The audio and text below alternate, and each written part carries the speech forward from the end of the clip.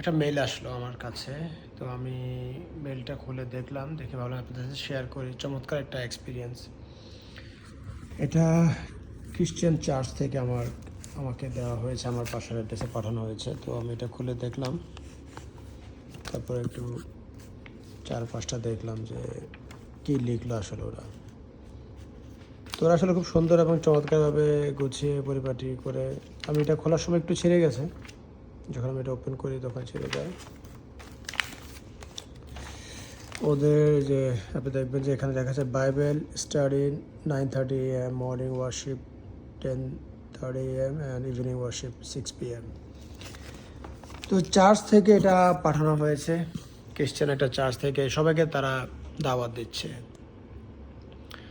এখন আমাদের দেশে আমরা মানে যেটা আমি দেখেছি, যেটা আমার মনে পড়ে যে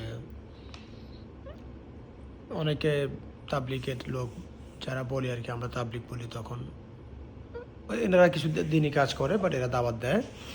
বাট ওনাদের যে দাওয়াতটা সেটা হতো, ওনারা কোনো জায়গা তাবলিগে গেলে বা চিল্লায় গেলে আশেপাশের দোকানপাট যারা থাকে বা রাস্তাঘাটে কারোর সাথে দেখা হলে ওনাদেরকে দাওয়াত দেয় যে ভাই আসেন, মসজিদে করে নামাজ পড়েন, এভাবে বা অন্যান্য কিছু হাদিস কালাম ওনারা বলে।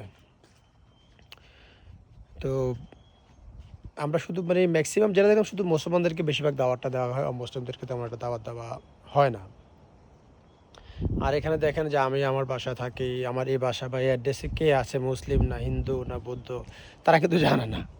সে কিন্তু মেল পাঠিয়ে দিছে যে সে তার মানে তার যে কাজ, যে দাওয়াতি কাজ, সে কিন্তু সেটা করতেছে।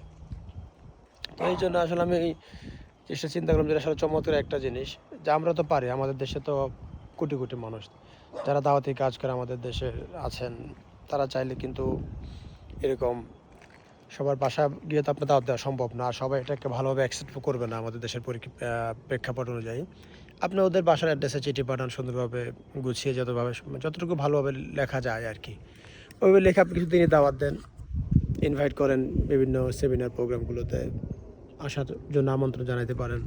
এটা মনে হয় একটা ভালো একটা ইনিশিয়েটিভ হইতে পারে, এটা চমৎকার।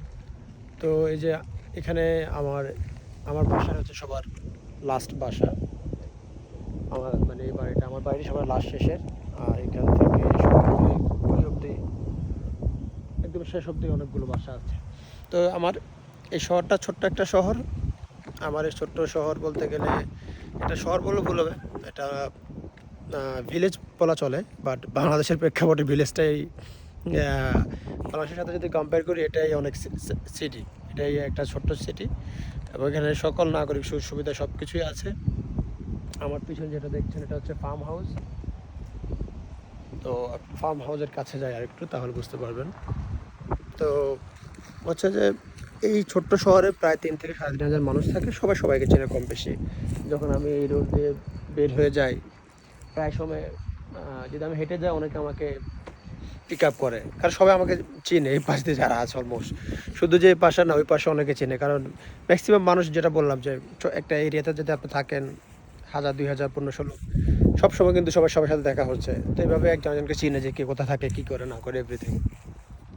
তো এই জন্যই বললাম যে তা আমার দেশে তো কোটি কোটি মানুষ, আমরা আসলে যারা দিনই কাজ করে যেসব ভাইরা আছে, আমি মানে রিয়েলাইজ করলাম গত পরশুদিন আমি একজনের সাথে কথা বললাম যে যদি আমাদের এখানে কিছু বাংলাদেশ থেকে কিছু দিনই ভাই বা তারা যদি আসতো, বা অন্য মুসলিম দেশ থেকে আসুক, এসে যদি এই লোকগুলোকে দাওয়াত দিত, তাহলে আমার ভালো হতো। কারণ আমি দেখেছি যে এখানে 21 বছরের পরে আপনি চাইলে মদ, সিগারেট, গাঁজা সব খাইতে পারবেন, কিন্তু অনেকে এর আগেও খাওয়া শুরু করে লুকিয়ে। কিন্তু কোনো দোকান থেকে বা শপ থেকে বিক্রি করা নিষিদ্ধ। যদি কেউ বিক্রি করে, তাহলে তার আবার জরিমানা হবে যে আপনি 21 বছরের কম বয়সের কাছে এখানে বিক্রি করলেন। তবে জানি না, এটা সরকারে এটা চাইলে একবারে বন্ধ করে দিতে পারতো, কিন্তু কেন করে না এটা তারাই ভালো জানে। তো আমি একজনের সাথে কথা বলেছিলাম এভাবে যে সে কেন খাচ্ছে, তার হাজব্যান্ড মারা গেছে, একটা বাচ্চা আছে, আর সে একটা নার্সিং নার্সিং সেন্টারে জব করে। তো ম্যাক্সিমাম মানুষ আমি দেখলাম যে তারা মাসে 200, 400, 500 ডলারে শুধু এই সিগারেট, মদ এগুলি খাচ্ছে। তো যাই হোক, সেটা কথা না তো এখন।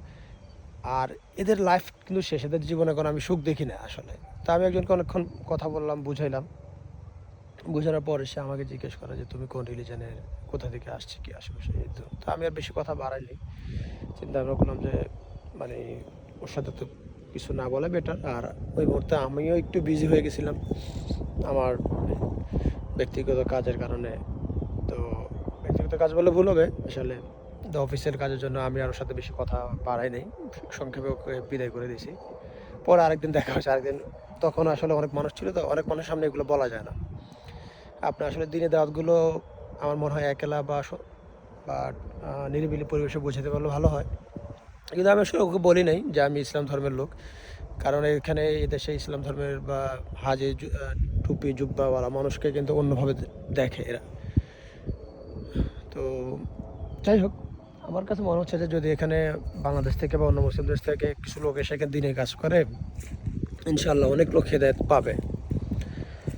তো আমন্ত্রণ জানাই সবাইকে আসার, যদি আপনারা আসতে পারেন, কিছু আলেম ওলামারা দেশে এসে যদি কিছু দাওয়াতি কাজ করে খুবই ভালো হবে। কারণ এইভাবে এদেশের যুব সমাজ এই মদ নেশা, বিড়ি সিগারেট গাঁজার ভিতরে আছে, মানে এরা এর থেকে বেরোতে পারে নাই।